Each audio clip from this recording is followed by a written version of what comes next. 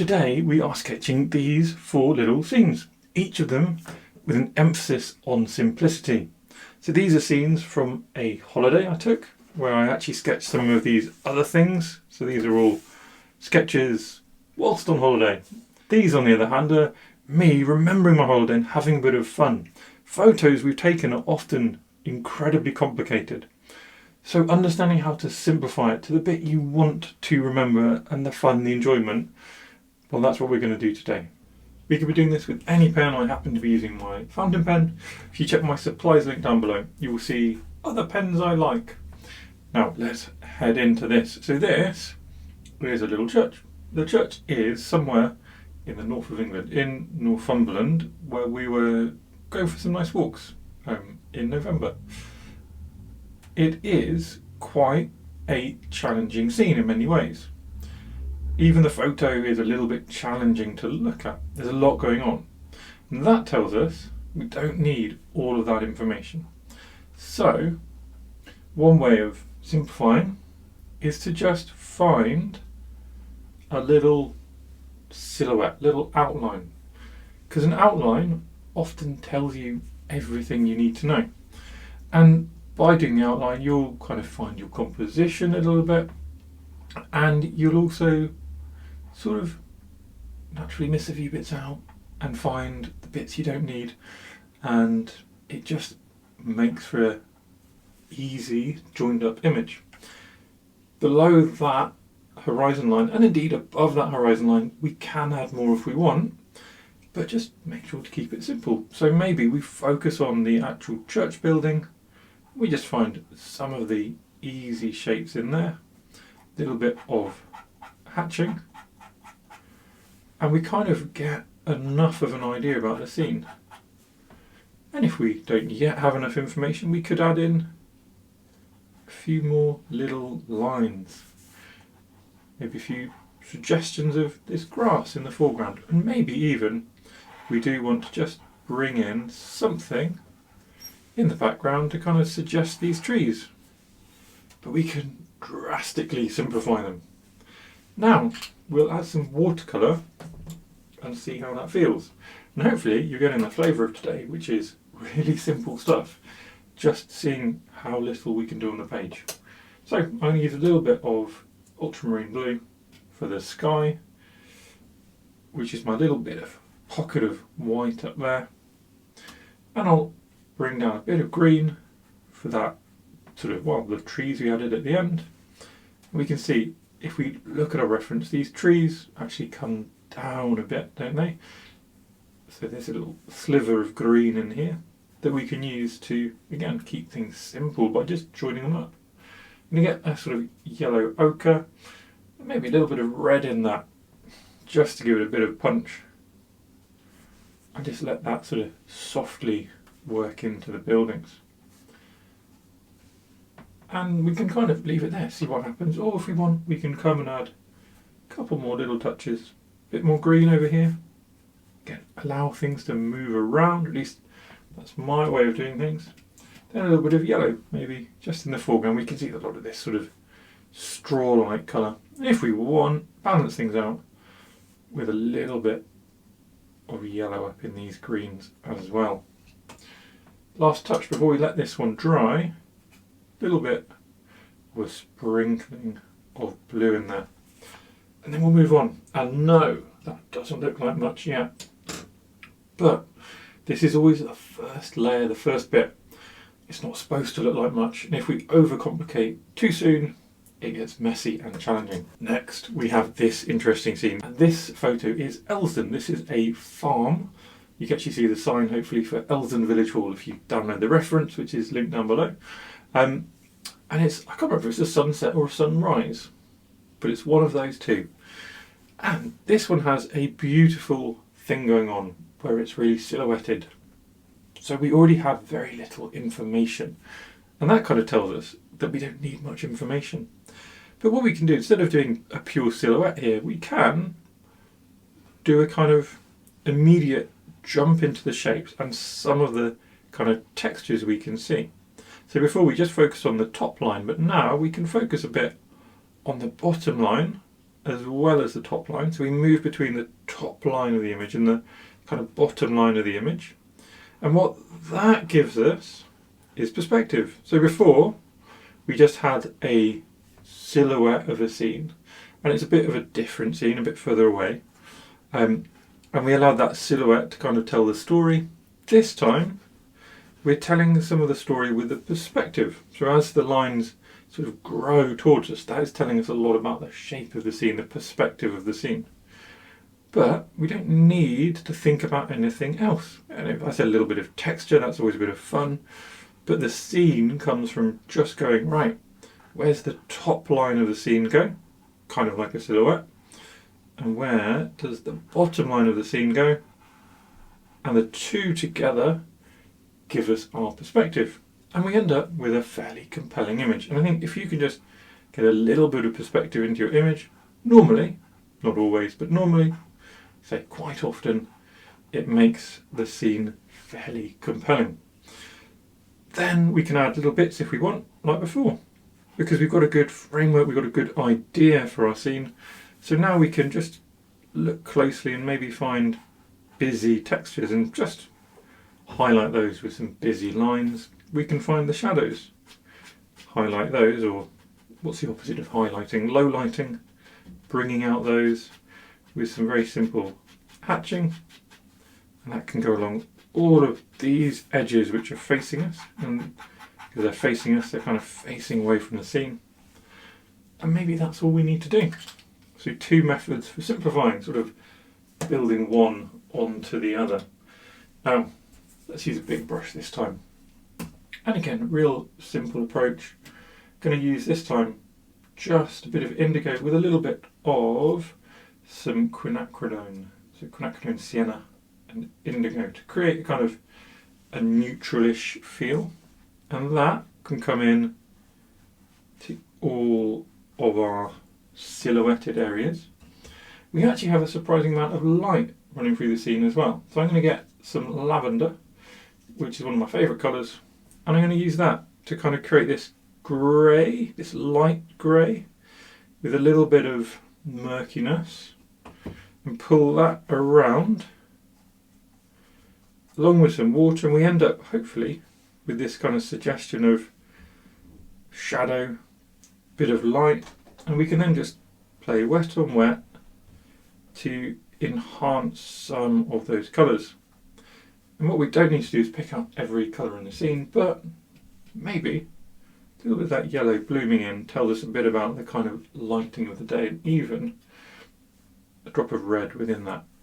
Very simple touches, nothing trying to be too clever or too complicated. What I will do, having done all of the above, I'll just add a bit more indigo, I think, on top of my shadows and into here, and then we'll leave it and we will see what happens when that one is dry, and we'll move on. And here we go.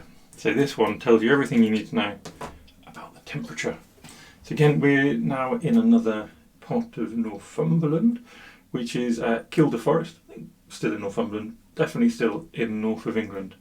And we have 2 little characters on our page. And we're going to just simplify them, get the idea, rather than trying to be too clever about drawing people and dogs. So is this a perfect representation of Betty? No. But does it do enough?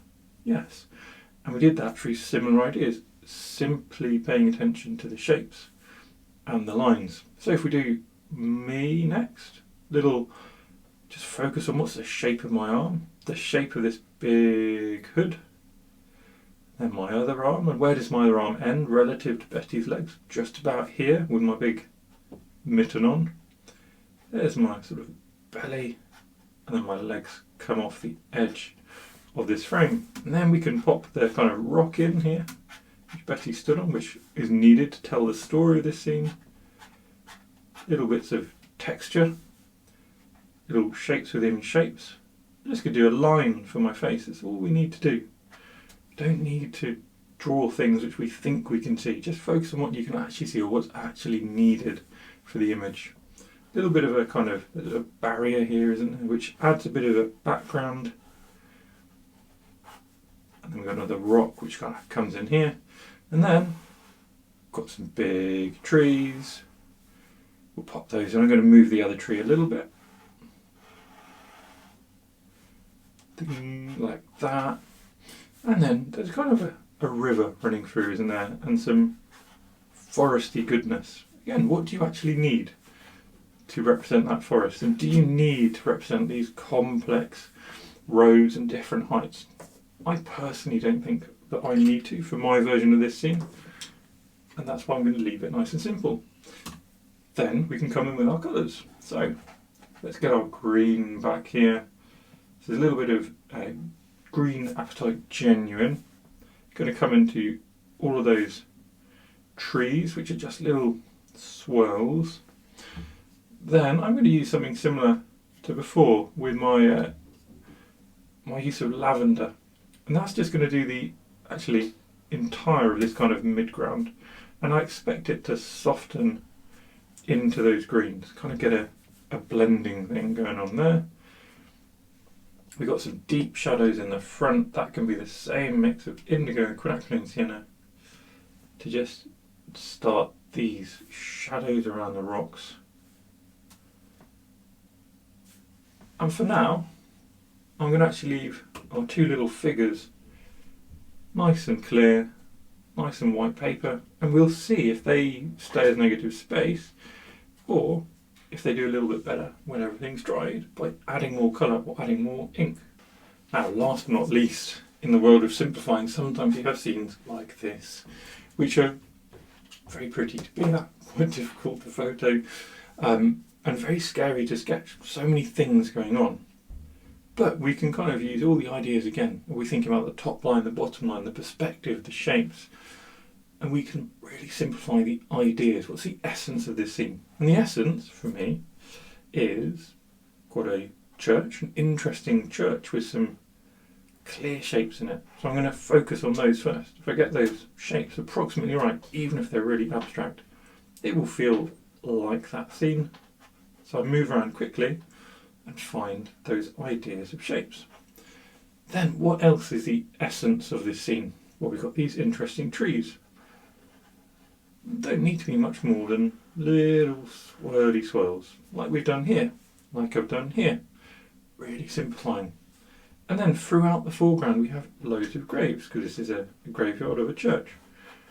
Now, I don't need to look at the graves, I can look at the camera and draw simple, repeating shapes. I'm not brave enough to keep looking at the camera and draw, but it's the idea that what you're doing is the idea of these shapes, not picking out specific shapes. Just like here, we're not picking out specific bricks, just getting the idea. And then you end up with a loose, free-form sketch, which we can start adding a little bit of colour to. I'm going to use a smaller brush this time. So, the reason for that being, it's a bit more of an awkward scene in many ways. Now, if we look at the trees and the church, in this photo, they're actually very similar colour, quite neutral, quite washed out.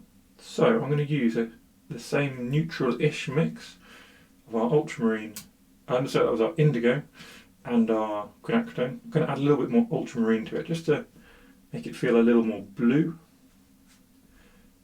And just use that to bring out these trees and the sort of tone that exists in all of our graves and things like that.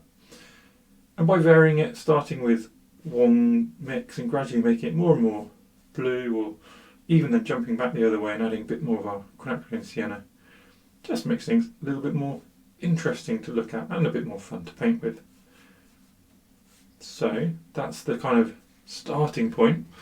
Then we have all this snow, which is white, but within that white there are shadows. If I squint, I'm squinting at the reference, there are shadows, there are shapes of shadow, there are things going on, and we can represent those with neutral, or very often you get a kind of blue tinge. Now that, I'm going to say, isn't the case in this photo, but I do like using a bit of blue to represent the shadows and the shape within snow. I think it's one of the more effective ways of doing it. It's a cool colour, it makes your brain recognise that this is something cool going on. So I use that as a little visual shortcut, which is another part of simplifying. In the sky, we just have a white wash out, don't we? But I'm going to just splash in some of this blue all over. And as that dries, that randomness will dry, and hopefully we'll get a kind of suggestion of snow. All these snowflakes captured by the lens, exceedingly complicated, but we can simplify them, hopefully with a little bit of randomness. Now, like that, we just need everything to dry like magic, and we can come back with our kind of second step to take our simple image, just give it a punch, give it a bit of happiness. So I've given that a few minutes to dry, and it's time to jump in. Not everything is completely dry, but we'll just take a little bit of care to move away from the wet areas. And we're back to our first image, this simple kind of horizon line. Now, what we can do, just solidify some of these lines again, where the watercolour's gone over the top of them. Try not to overcorrect, try not to overemphasize anything, but at the same time, just allowing a little more detail. But also not just focusing on the reference, but also focusing on what's happened in our image. So where are there little shapes of colour which have worked? Where are some of the lines which have really worked? And how can we build on that rather than slavishly trying to make our image a perfect representation of our reference, which is a reference, a guide, not the absolute thing we must produce. Here, a little bit of hatching, kind of a little separation of the foreground, redo some of these little textures, and then we can feel it's a bit empty over here, isn't it? So we can put some more of those textures in there. I'm going to add my signature while I'm over there.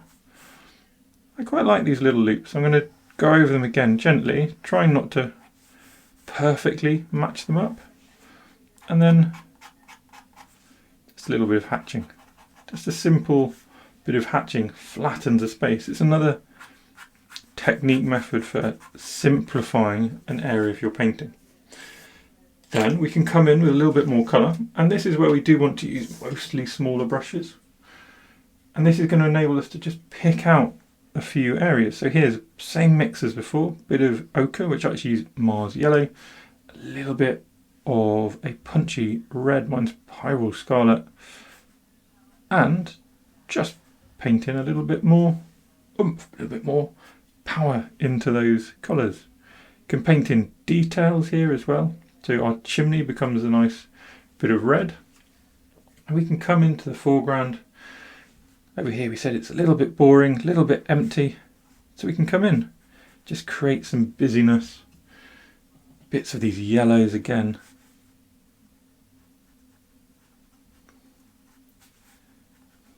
And there we go. Anything else? Well, a couple of splashes. I like splashes. Not everyone likes splashes. So that's fine. If you don't like splashes, don't add them in. A little bit more depth in here as well. And then, whilst you're ahead, quit. You can always come back and add a bit more. You can't take it away. So we'll jump down. Now here, I know we added a bit of ink here, but here, look, the ink still stands forward because the colours are less bold and they're less complicated. So I actually think we can just come in without bothering with any more ink and just deepen that silhouetted feel by getting a bit more of our neutral mix. That's my indigo and quinacridone sienna, and just applying a little layer where it's relevant.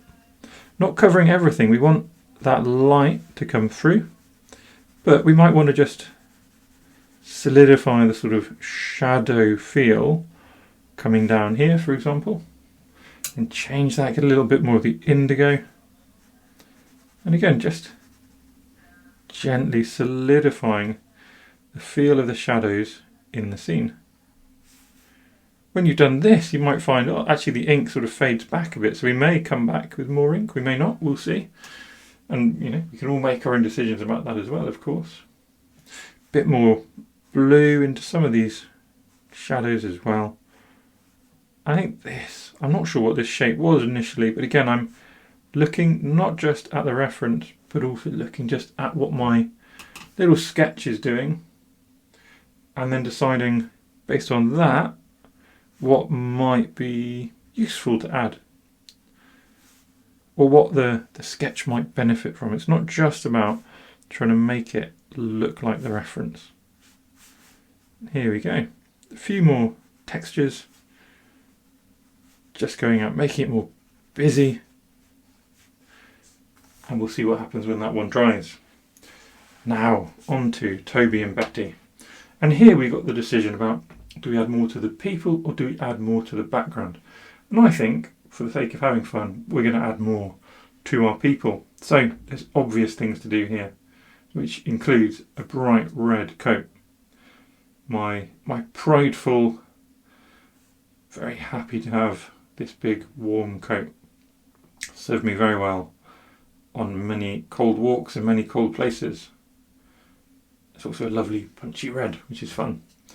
Then we got Betty, who is, she's got chestnut tones, but she's mostly sort of, you'd basically call her black, wouldn't you, in terms of her fur colour. So we'll just get a nice deep mix of black and layer that in. There is sort of areas of white, so I don't want to paint all of her, but I will do most like that.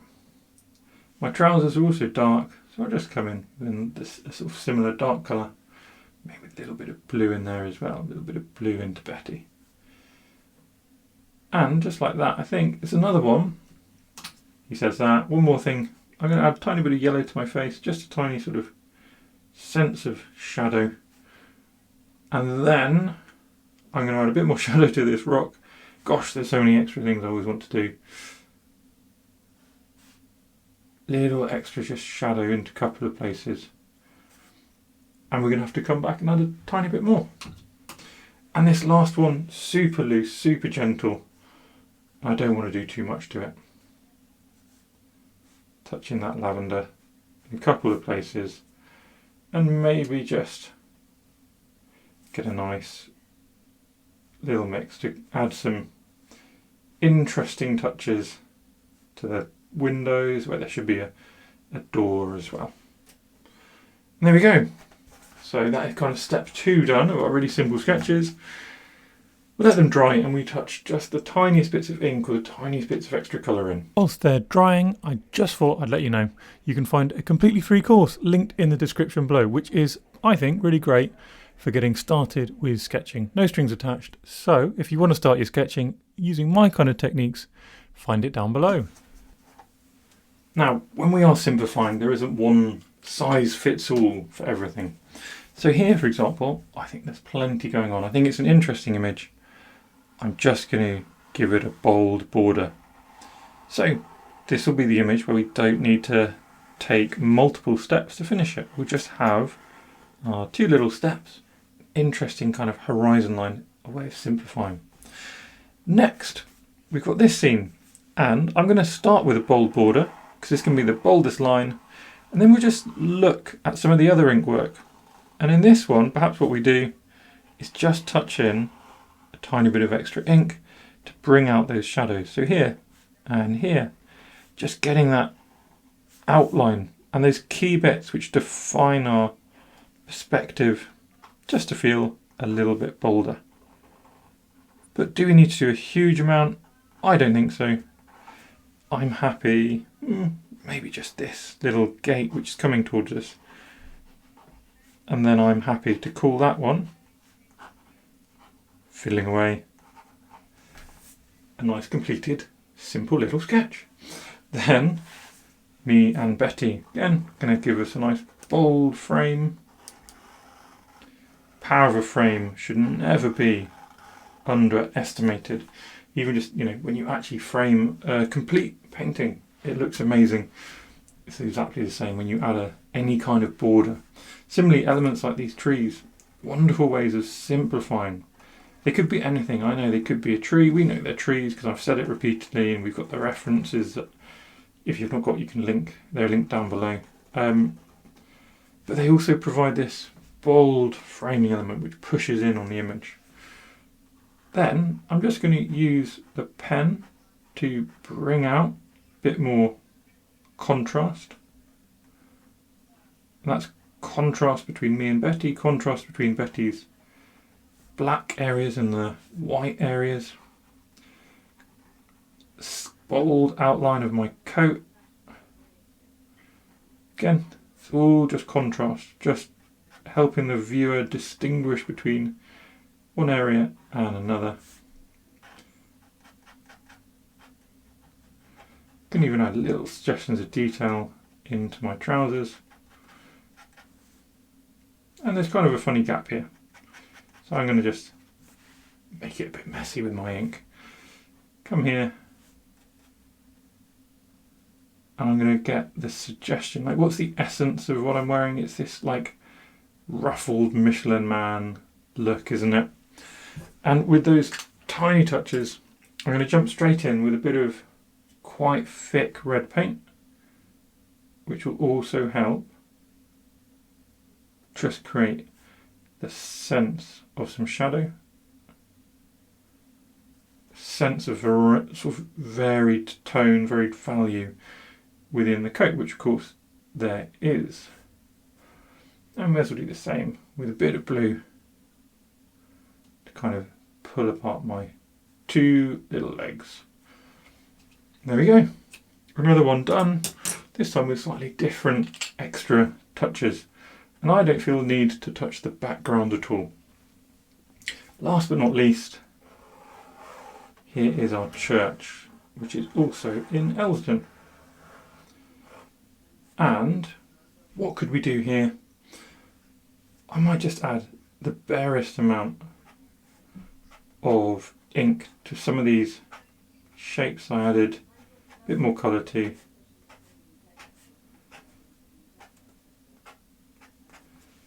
But if you're fairly happy with something, just leave it be.